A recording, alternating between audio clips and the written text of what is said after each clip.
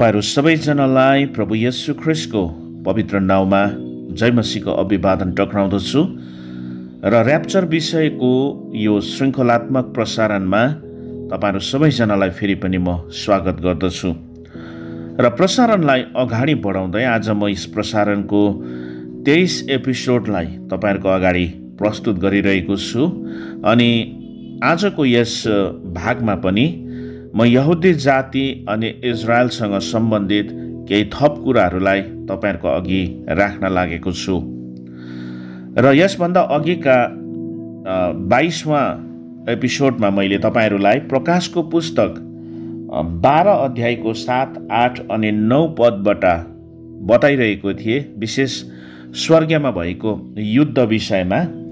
अनि यूहन्नाको प्रकाश अनुसार यस खण्डमा हामी देख्छौं स्वर्गमा युद्ध भएको छ अनि त्यस युद्धमा माइकल अनि उसका दूतहरू त्यो अजिङ्गर जस्तै पशुसँग युद्ध गर्न गए अनि त्यो युद्धमा अजिङ्गर जस्तै पशु र त्यसका दूतहरू हारे अनि स्वर्गमा उनीहरूको लागि अब कुनै ठाउँ रहेन र तिनीहरू चाहिँ पृथ्वीमा फालिए। त्यो प्राचीन सर्प जसले संसारलाई ठगिरहेको थियो, त्यो दियाबलस भनिने शैतान जो चाहिँ पृथ्वी तलमा फ्याँकियो। तपाईहरुलाई यो कुरो स्मरण रहोस्, प्रकाशको पुस्तक 12 अध्यायको 7, 8 अनि 9 पदमा बताइएको जो घटना छ, यो घटना चाहिँ महासङ्कष्टकालको पछिल्लो 3.5 वर्षको सुरुमा घट्ने घटना हो। अनि यो घटनामा जुन दृश्य देखाइएको छ त्यसलाई विचार गर्दाखेरि मनमा एउटा जिज्ञासा आउँदछ। त्यो जिज्ञासा के हो भनेदेखिलाई, यदि त्यो घटनामा नै संसारलाई ठग्ने त्यो प्राचीन सर्प, त्यो दियाबलस अर्थात् शैतान, जसहरूले स्वर्गमा युद्ध हारे पश्चात उनीहरू त्यहाँबाट पृथ्वी तलमा फ्याँकिएको छ भने के अहिलेसम्म शैतान यो पृथ्वी तलमा फ्याँकिएको छैन त?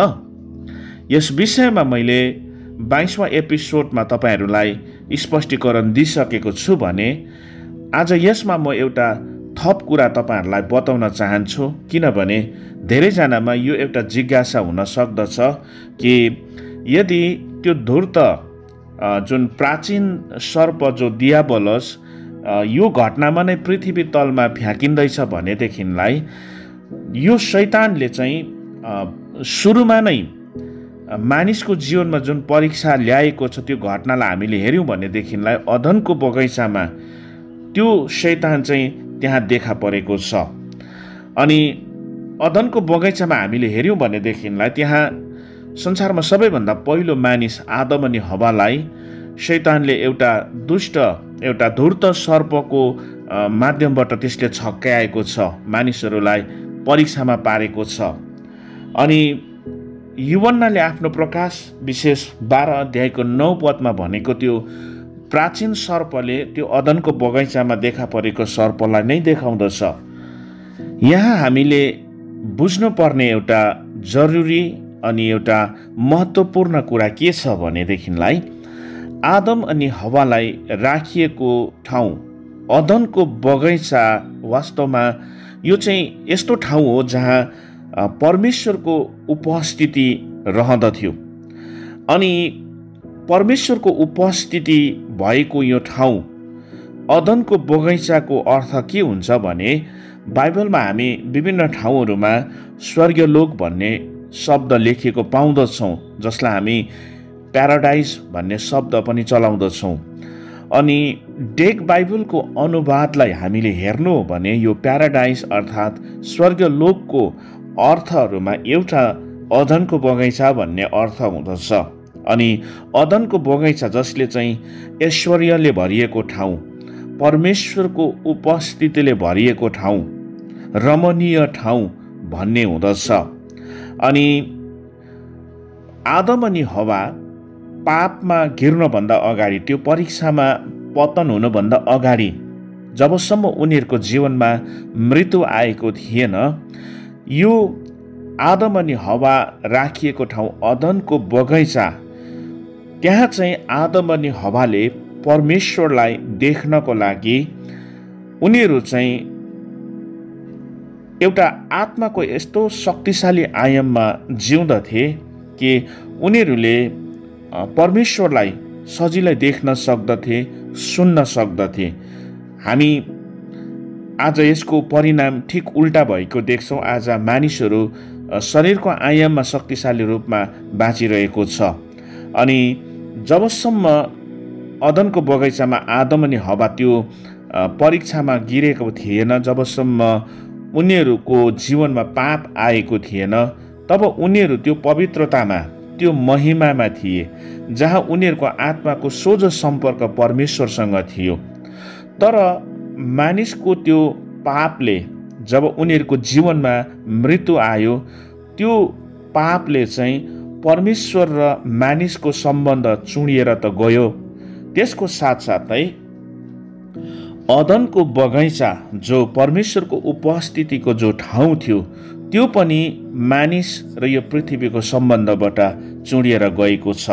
सायद यो कुरो धेरैजनालाई थाहा नहुन सक्छ कि आत्मालोक अर्थात् प्याराडाइस अर्थात् परमेश्वरको उपस्थितिको ठाउँ अनि स्वर्गीय अनि यस पृथ्वी जो पापमा पर्नुभन्दा अगाडिसम्म एउटा यस्तो सोझो सम्पर्कमा थियो जहाँ परमेश्वरको उपस्थिति कुनै पनि ठाउँमा मानिसहरूले सजिलै महसुस गर्न सक्दथे। अनि मैले तपाईँहरूलाई 22वां एपिसोडमा यो कुरो बताइसकेको छु कि शैतान जो चाहिँ यो पृथ्वी तलमा नफ्याँके तापनि त्योसँग यस्तो योग्यता थियो जसद्वारा त्यो कुनै पनि स्वर्गलोकमा कुनै पनि परमेश्वरको उपस्थितिको ठाउँमा जान सक्दथ्यो। कुनै पनि स्वर्गहरूमा त्यसले प्रवेश गरेको कुराहरू। अनि यसको एउटा उदाहरण चाहिँ हामी अयुबको पुस्तकको सुरुको अध्यायमा देख्दछौँ। परमेश्वरको जनहरूको सभामा त्यो देखा परेको छ। अनि हामी प्रकाशको पुस्तक 12 अध्यायको 9 पदले बताएको घटनालाई चाहिँ हामी यो पृथ्वीमा शैतान अर्थात् दियाबलसलाई खसालिएको कुरालाई देख्दछौँ। वास्तवमा जब त्यो 3.5 वर्षको जुन सुरुवात भइरहेको हुँदछ, 7 वर्षको क्लेशकालको पछिल्लो 3.5 वर्ष, त्यस अवधिदेखि त्यो दियाबलस यो पृथ्वीमा खसालिएपछि चाहिँ वास्तवमा आज यो संसारमा जति डरलाग्दो पाप अधर्महरू छ त्योभन्दा कयौँ गुणा बेसी अधर्म अनि डरलाग्दो समस्याहरू यस पृथ्वीमा बढेर जाने कुराहरू हामी यहाँ देख्दछौँ। वास्तवमा हामीले प्रकाशको पुस्तक 6 अध्यायदेखिको पढ्दै गयौँ भनेदेखिलाई जति पनि विपत्तिहरूको कुराहरू यहाँ गरिएको देख्दछौँ। वास्तवमा त्यो दियाबलस यो पृथ्वी तलमा खसे पश्चातको यस पृथ्वीमा घट्ने घटनाको कुराहरूमा आधारित यो वचनहरूलाई हामी पाउँदछौँ। र अदनको बगैँचा विषयमा धेरै बाइबल स्कलर्सहरूको आफ्नो आफ्नो टिप्पणी छ। अनि विशेष यहुदी जातिमा धेरै रब्बीहरूको भनाइ अनुसार पनि अदनको बगैँचा वास्तवमा पृथ्वीको भाग थिएन भन्ने कुरा पनि छ। हुन चाहिँ यो एउटा विवादमा पनि भएको विषय हो। अनि अदनको बगैँचा एउटा छुट्टै ठाउँ जो पृथ्वीसँग जोडिएको भाग भएको कारणले मानिसको पाप पश्चात परमेश्वरको उपस्थिति अर्थात् त्यो अदनको बगैँचाबाट उनीहरूलाई हटाइए पश्चात परमेश्वरले त्यस ठाउँमा जलमय तलवार र करूबहरूलाई खटाउनु भयो भन्ने कुरा हामी उत्पत्ति 3 अध्यायको 24 पदहरूमा पाउँदछौँ। यसै कारण नै हामीले प्रकाशको पुस्तकको अन्ततिर आइपुग्दाखेरि फेरि पनि हामी एउटा अदनको बगैँचालाई देख्दछौँ।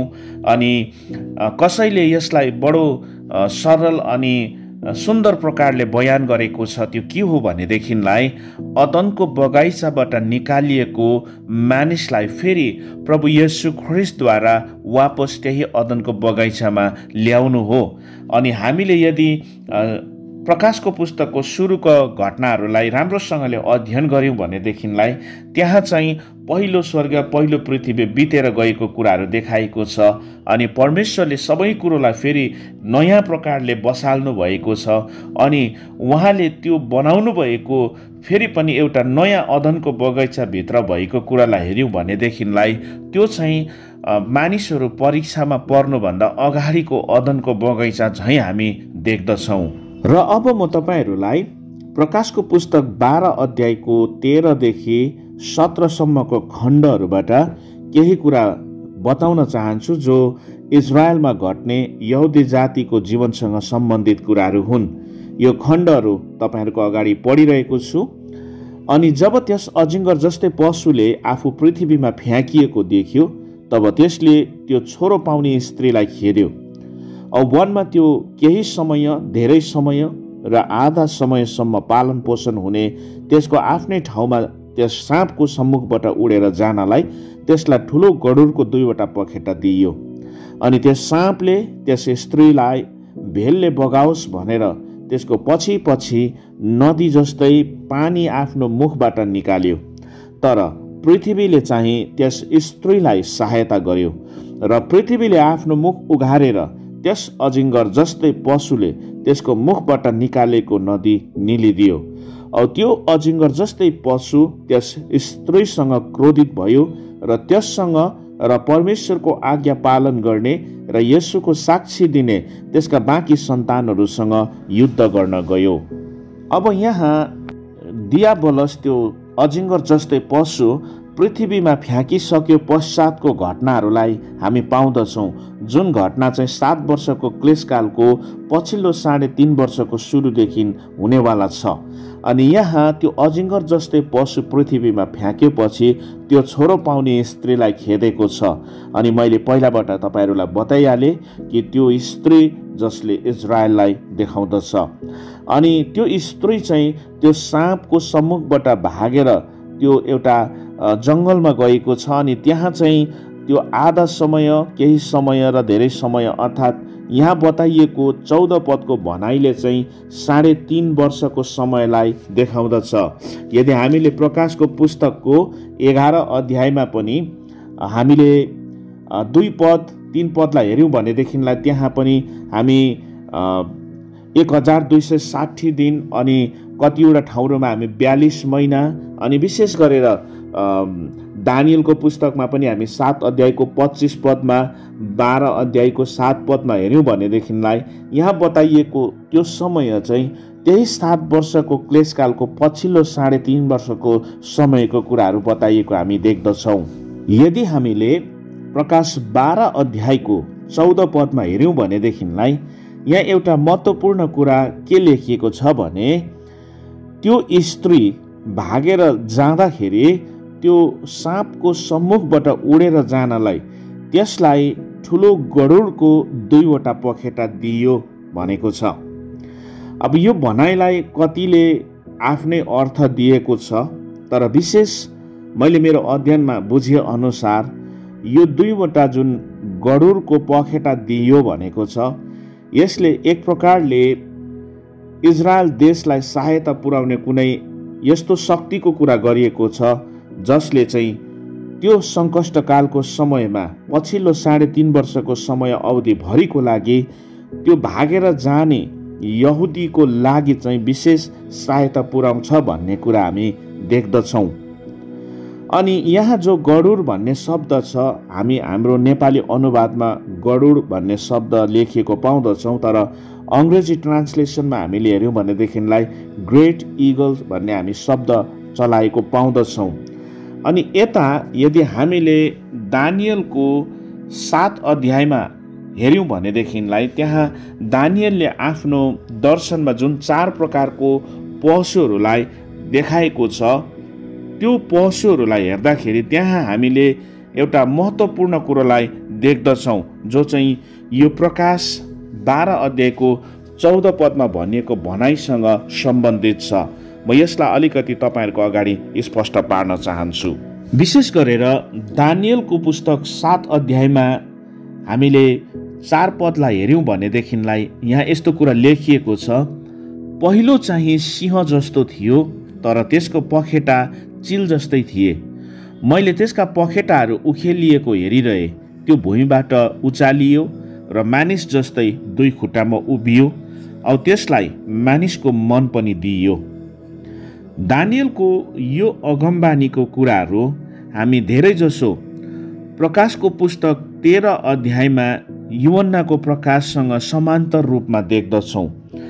दानियलले 7 अध्यायमा 4 प्रकारका पशुहरूलाई देखेको छ, अनि यूहन्नाले आफ्नो प्रकाशमा देखेको त्यो पशुमा दानियलको दर्शनको यो चारैवटा पशुहरूलाई एउटै पशुमा देख्दछौँ, जो प्रकाशको पुस्तक 13 अध्यायमा एउटा विचित्रको पशु जसको 7वटा शिर 10वटा सिङहरू छ, अनि त्यो अनुहार सिंह जस्तो, शरीर चितुवा जस्तो, अनि खुट्टा भालुको जस्तो देखाइएको छ।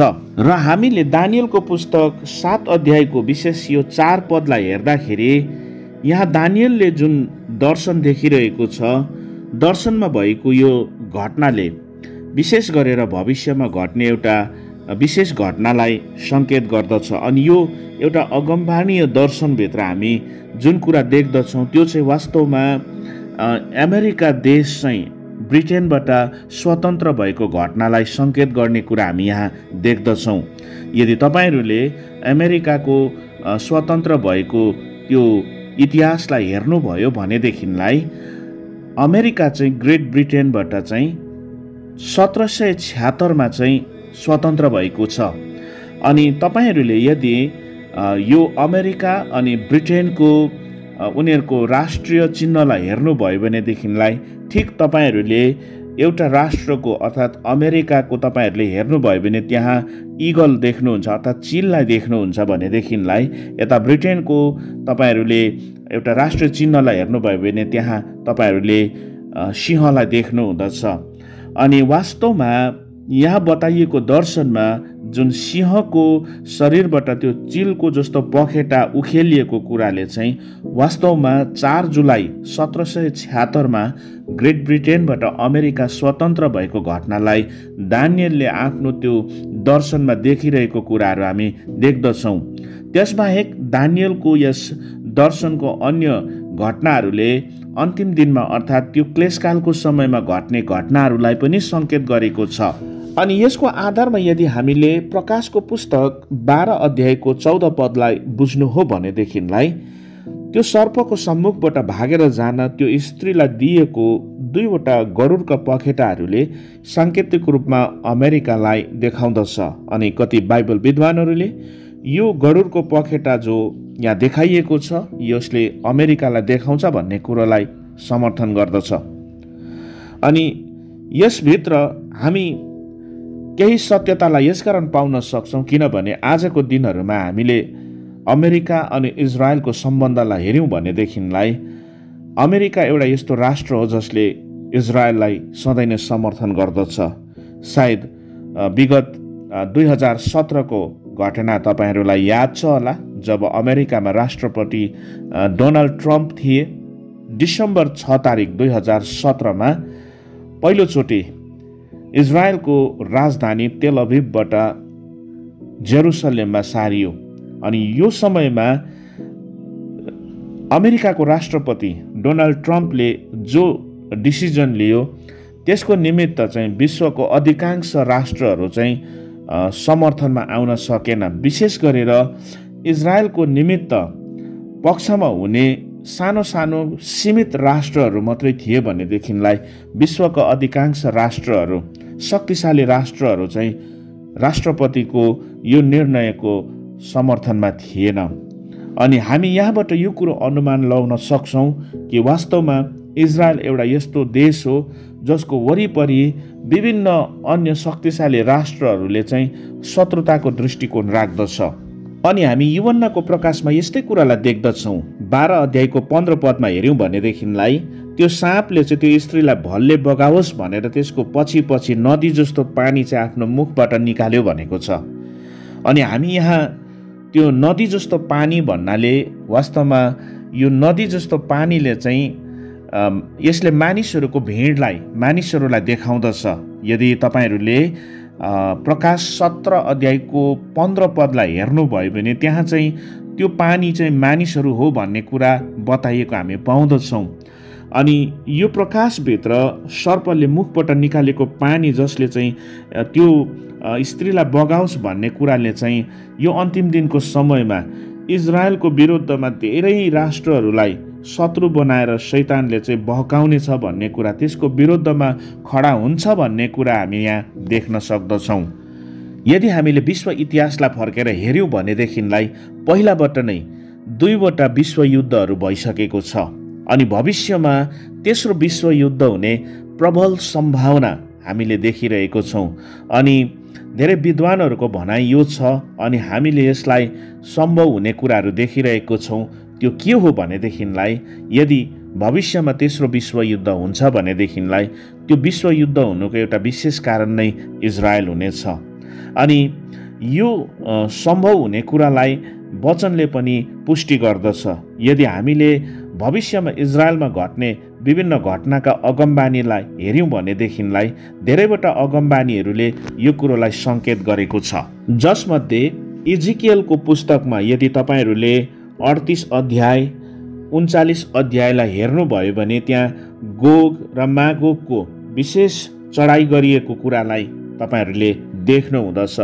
अनि बाइबलको अन्य अगमबानीहरूभित्र पनि अन्य अगमवक्ताहरूले पनि उत्तरबाट आउने शक्तिशाली राष्ट्रको कुरा गरिएको हामी पाउँदछौँ जसले इजरायललाई चढाइ गर्नेछ भन्ने कुरा। अनि इजिकियलको पुस्तक यदि हामीले 38 अध्यायमा हेऱ्यौँ भनेदेखिलाई 20 पदमा हामी यस्तो कुरा लेखिएको पाउँदछौँ, डाहा र प्रचण्ड क्रोधको साथ म शपथ खाएर भन्दछु, इजरायलको देशभरि नै त्यस दिन एउटा ठुलो भुइँचालो आउनेछ। समुद्रका माछाहरू, आकाशका पक्षीहरू, जङ्गली जानवरहरू र जमिनमा घस्रने सबै जन्तुहरू, पृथ्वीका सबै मानिस जाति मेरो सामने काम्नेछन्। पहाडहरूमा धाँधा हुनेछन्, गराइगरा भएका डाँडाहरू भत्किनेछन् र प्रत्येक पर्खालहरू ढल्नेछन्। इजिकियलको यस अगमबानीलाई हामीले हेऱ्यौँ भनेदेखिलाई भविष्यमा इजरायलको विरुद्धमा आउने त्यो प्रत्येक सैन्य शक्तिहरूको विरुद्धमा परमेश्वरले काम गर्नुहुन्छ भन्ने कुरा हामी यहाँ देख्दछौँ। वास्तवमा इजिकियल 38 अध्यायको 20 पदमा बताइएको समुद्रका माछाहरूले जल सेनालाई देखाउँदछ, आकाशका पक्षीहरूले वायुसेनालाई देखाउँदछ भने जङ्गली जानवरहरूले चाहिँ यहाँ थल सेनालाई देखाउँदछ। अनि जब यो तीनै प्रकारको सैन्य शक्तिहरू इजरायलको विरुद्धमा खडा हुँदछ तब त्यहाँ परमेश्वरले इजरायलको पक्षमा काम गर्नु हुँदाखेरि वचनले भन्दछ त्यहाँ ठुलो भुइँचालो जानेछ अनि पहाडहरूमा धाँधाहरू हुनेछ, गराइगरा भएका डाँडाहरू भत्किनेछ र प्रत्येक पर्खाल जमिनमा ढल्नेछ भन्ने कुरा जो बताएको छ। अनि प्रभु येशू ख्रीष्टले पनि अन्तिम दिनको विषयमा अगमबानी गर्नु हुँदाखेरि उहाँले अन्तिम दिनको समयहरूमा डरलाग्दो भुइँचालोहरू आउनेछ भन्ने कुरा भन्नुभएको छ। साथै उहाँले लुकाको सुसमाचार 21 अध्यायको 20 पदमा पनि यो भन्नुभयो, तर जब यरुसलेमलाई फौजले घेरेको देखाउला तब त्यसको विनाश नजिकै आइपुगेछ भनेर जान। र अन्तमा म वचनको एउटै खण्डलाई तपाईँहरूको अगाडि राखेर यो सन्देशलाई अन्त गरिरहेको छु। अनि यो खण्ड, यो वचन जो चाहिँ इजिकियलको यो अगमबानीसँग मिल्दो छ। अनि यो खण्ड छ प्रकाशको पुस्तक 16 अध्याय अनि 12, 14 अनि 16 पद। 12 पदले भन्दछ, औ छैटौँले आफ्नो कचौरा ठुलो नदी अर्थात् युफ्रेटिसमा खन्याए, औ सूर्योदयपट्टिबाट आउने राजाहरूको बाटो तयारी होस् भनेर त्यसको पानी सुकिहाल्यो। 14 पदले भन्दछ, किनकि चिन्हहरूको काम गर्ने ती भूतहरूका आत्मा हुन्, सर्वशक्तिमान परमेश्वरको ठुलो दिनको लडाइँको निम्ति जम्मै पृथ्वीका राजाहरूलाई जम्मा गर्नलाई तिनीहरू जान्छन्। 16 पदले भन्दछ, औ तिनीहरूलाई हिब्रू भाषामा आर्मेगेडोन भन्ने ठाउँमा एकसाथ जम्मा गरे। अनि यो कुरा स्पष्ट पारिएको छ कि जुन अन्तिम दिनहरूमा परमेश्वरले यो संसारमा इजरायलको पक्षमा काम गर्नु हुँदै गरेको हुँदछ अनि त्यो क्लेशकालको एउटा चरम रूप आउँदै गर्दाखेरि पृथ्वीका सबै राजाहरूलाई एक ठाउँमा भेला गरिनेछ। अनि यहाँ आर्मगेड्डोन भन्ने जुन शब्द छ यो चाहिँ हिब्रू भाषा हो अनि हिब्रू भाषामा आर्मगेड्डोनको अर्थ हुन्छ हिल अफ म्यागिड्डो। अनि यो जुन हिल अफ म्यागिड्डो अर्थात् जुन आर्मगेड्डोन भन्ने जग्गा जहाँ चाहिँ अन्तिम दिनमा यसरी जुन युद्ध हुँदैछ त्यसमा विभिन्न राष्ट्रका राजाहरूलाई भेला गराइने कुरा निश्चित गरिएको छ। अनि यो कुरो तपाईँहरूलाई स्मरण रहोस्, यो जग्गा आर्मगेड्डोन चाहिँ इजरायलमा पर्ने एउटा ठाउँ हो। अनि यसरी हामीले इजरायलसँग सम्बन्धित अगमबानीय घटनाहरूलाई अध्ययन गर्दाखेरि हामी अन्तिम दिनमा घट्ने घटनाहरूको थुप्रै कुराहरूलाई स्पष्टसँग बुझ्न सक्दछौँ। र यदि हामीले यसरी नै इजरायलसँग सम्बन्धित बाइबलको अगमबानीय वचनहरूलाई अध्ययन गर्दै गयौँ भनेदेखिलाई अरू पनि यस्ता थुप्रै पदहरू, यस्ता थुप्रै अगमबानीय वचनहरू हामी पाउँदछौँ जसद्वारा हामी अन्तिम दिनमा परमेश्वरले इजरायलको निम्ति गर्न लाग्नुभएको कार्यहरूबारे बुझ्न सक्दछौँ। र मैले यो ऱ्याप्चरको विभिन्न उद्देश्यहरूमध्ये एउटा यहुदी जातिको न्याय भन्ने बुँदामा जुन स्पष्टीकरण दिइरहेको थिएँ, यसबाट मैले तपाईँहरूलाई यही कुरा बताउन चाहेको हो कि ऱ्याप्चरमा किन प्रभु येशू ख्रिस्टले पहिलाबाटै आफ्नो मण्डलीलाई यस पृथ्वीबाट उठाइ लैजानु हुँदछ।